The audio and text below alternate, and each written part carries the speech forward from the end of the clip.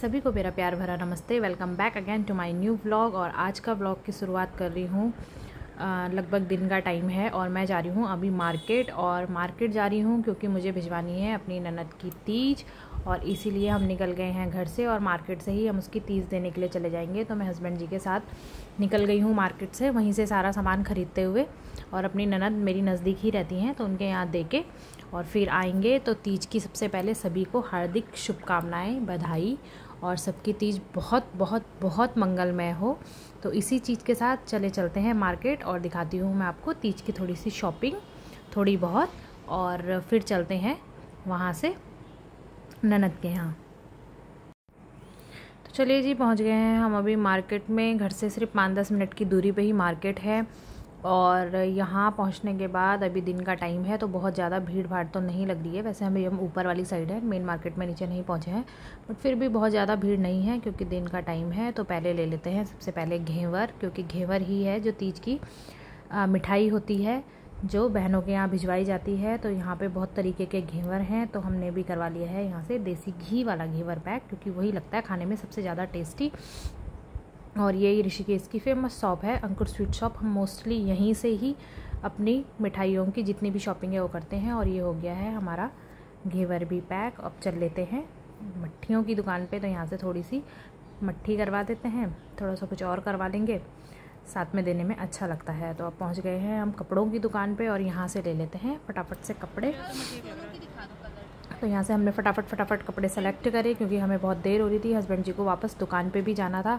तो यहाँ से कपड़े सेलेक्ट करने के बाद अब हम जाएंगे चूड़ी वाली शॉप पे। तो यहाँ पे चूड़ी वाली शॉप पे भी पहुँचे, लेकिन यहाँ पे एक प्रॉब्लम हो गई थी कि यहाँ पे चूड़ी वाले भैया थे ही नहीं। उन्होंने एक बच्चा बैठा रखा था, उसको साइज़ और डब्बे पता ही नहीं थे, इसलिए मैंने फटाफट से चूड़ियाँ ऐसे ही पैक करवा दी।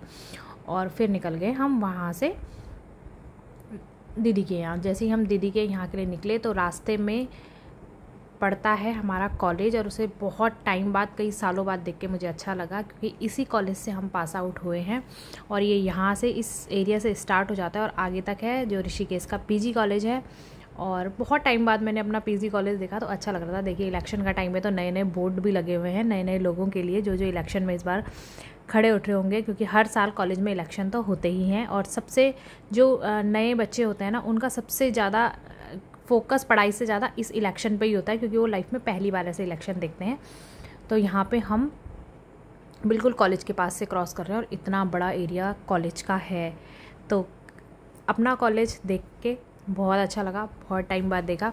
तो यहाँ से अब हम जा रहे हैं सीधा दीदी के यहाँ। और ये जो रेलिंग लगी हुई है ना बीच में, ये अभी लग रही है, नया नया ये रोड पे पार्टीशन हुआ है। तो ये स्वच्छ भारत अभियान और डेवलपमेंट इंडिया के तहत सब कुछ चल रहा है। और ये रहा हमारा पीजी कॉलेज का गेट। तो ये जो रोड है ना, ये अब इतनी चौड़ी हुई है और अब इनमें ट्रैफिक का कोई प्रॉब्लम नहीं होता है। हाँ, जब बहुत ज़्यादा भीड़ आती है तो ट्रैफिक होता है, बट मोस्टली अब नहीं होता है। ऋषिकेश देखने में बहुत ही ज़्यादा सुंदर लगता है। और सबसे यूनिक बात ये यहाँ की है कि जैसे सब जगह बरसात में पानी भरने वाला सीन होता है, ऋषिकेश में कभी भी पानी नहीं भरता है।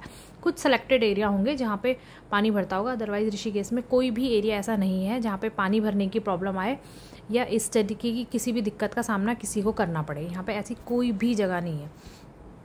तो अब हम पहुँच गए हैं दीदी के घर के बिल्कुल नज़दीक और अब हम मुड़ जाएंगे इस गली में और पहुँचने ही वाले हैं घर।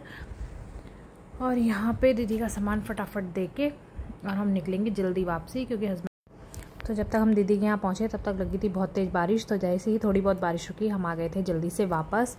और घर आके मैंने लगा दी अपने हाथों में मेहंदी, क्योंकि सारा काम निपटाने के बाद फटाफट जो मुझे थोड़ा सा टाइम मिला उतना मैंने अपनी जिठानी की लड़की को बोला कि मेरे हाथ पे फटाफट से मेहंदी लगा दे, क्योंकि फिर मेरे से काम पे नहीं रोका जाता है। बच्चे अभी इतना कुछ खास कर नहीं पाते हैं, तो काम भी करना ज़रूरी है।